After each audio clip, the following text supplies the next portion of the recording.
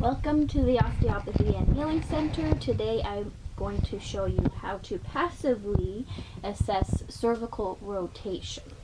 So here we have Joanna. First thing is you want them laying supine flat on the table and make sure their head's not in extension or in flexion like with a pillow underneath. Instead you want her to be in a neutral position.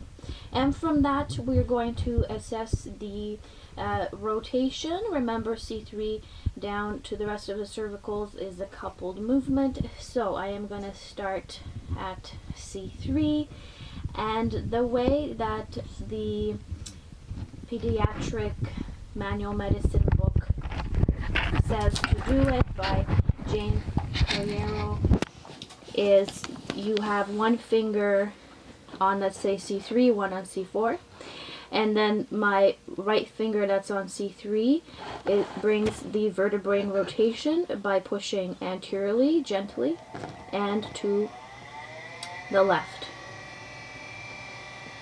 So that's going to induce rotation to the left.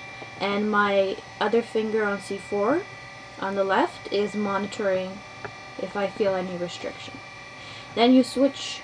You put the left finger on C3, the right finger on C4, and now I'm going to move my left finger anteriorly and to the right to induce right rotation. And you do that with the rest of the cervicals, and you're checking if there is a restriction in movement. So it's like intersegmental. And in the previous video, if you remember, there was a restriction somewhere here from C3 to C7 because of the test we did with her on her belly.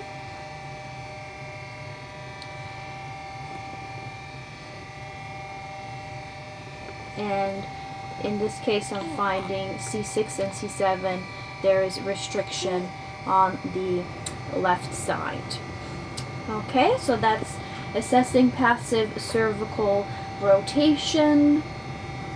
And the other thing, just general global rotation. Take the infant's head, rotate it from one side to the other.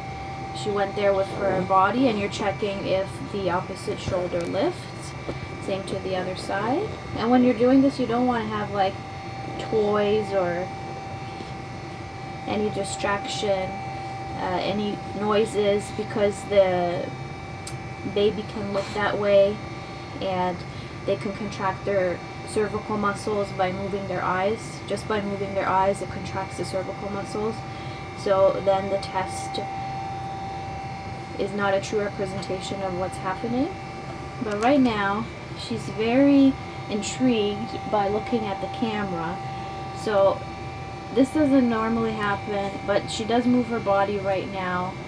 But it does not normally happen. What will happen is, like in the previous video, you will rotate the head to one side. So let's say I'm rotating her head to the left, and if her right shoulder lifts, then that means there is restriction and resistance to this side. And same to the other side, I rotate right, and if I find the shoulder lifting, then there is something going on this side here on the left side. Let's try one more time if we can. Somebody's making bubbles. Yeah. Yeah, no, she's going with her full body right now because she wants to keep looking up at the camera, so she's distracted. Okay, so there you have it. Thanks for watching. Take care.